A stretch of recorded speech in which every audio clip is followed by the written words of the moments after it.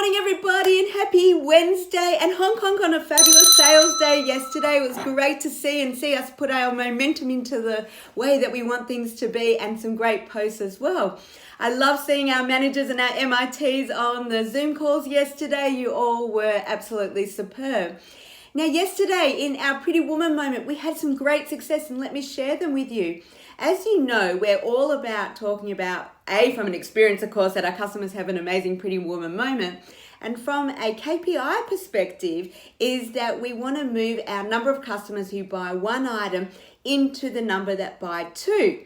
Now, last year on the same day, we had the percentage of number of people who bought one was 69%, and the people who bought two was 31%. But this year we moved the ones to two, that the twos were actually 41% and our ones were only 59%. So we nearly grew it by 10%, or from 34 to 41. So absolutely fantastic. That's a great step in the right direction. So we should celebrate ourselves. Well done. Now, we're talking about our last bit of the personal philosophy of the puzzles to success, and this is one of my favorite. It is keeping a personal journey. Now, I'm going to tell you a little bit about my thing with journaling after I read Jim Rohn's, because he says it so eloquently. And what he reads is, a journal is a gathering place for all our observations and discovery in life. One of the major beliefs or benefits of keeping a journal is that the very act of writing about our lives helps us to think more objectively about our actions.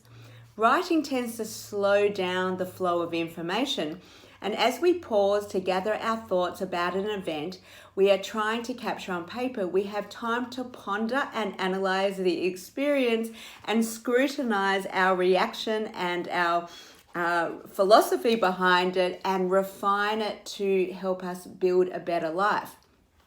It is the small disciplines that lead to great accomplishments.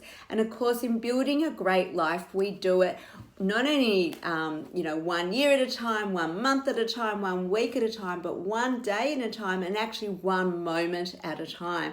And by the art of writing in your journal at the beginning and the end of the day, it helps you to reflect on those moments and really ask yourself, how did I go with it? Could have I done better? How do I praise myself for what I did well? So that is why he goes on to say that each of us must make a commitment to develop our full human potential, 1 discipline at a time, 1 book at a time, and 1 small entry in our journal at a time. Only by actively pursuing new knowledge can we sufficiently refine our personal philosophy and change not only our own lives, but also the lives of those around us. Now, I have been talking about journaling and, pretty much for the whole year that we've been on doing these video series. Now, I want to tell you something. This is not something that I was always good at, or a discipline that I had. And I would say up in, all my 20s and 30s, I could probably show you multiple journals that I had bought over the time, written about 4 entries in, and then disbanded it. Wasn't able to create the habit of it. But I think around the restructure time, I really said, I'm going to need the support of a journal to help me through this and help my mind. And now I have developed that beautiful habit that is truly, truly life-changing in building my own personal philosophy, learning to love myself more, and hopefully making a bigger difference in this world. And I cannot encourage it any greater than that it is truly a life-changing thing. Of course, that's why I gave, as a Christmas present to our GMs, a journal, so that they too could enjoy the benefits and the beauty of writing down every day. Just simply, gratitude, of course, is a great start. What did I do well? Where was an area that I, could go and refine my response and reaction, and what would I do next time? Just some simple stuff. But it really builds, and once you get going, you will feel the passion to write more in it. So hopefully that's enough of a plug for you guys to get going.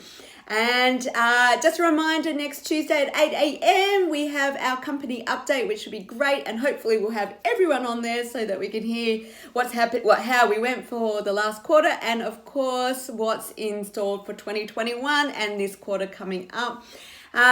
Pretty Woman moment. Let's have so much fun. We want our customers to feel amazing. I remember Kanchan from Broadmeadows telling me when she has fun with a Pretty Woman moment, one of her lines, her cheeky lines is, customers buying something for a ring for their hand. She said, now let's look for the other hand. And that is a great entry point. How much fun can you have? What are the cheeky lines that you can bring up to help expand your Pretty Woman moment and of course close the sale? Hong Kong.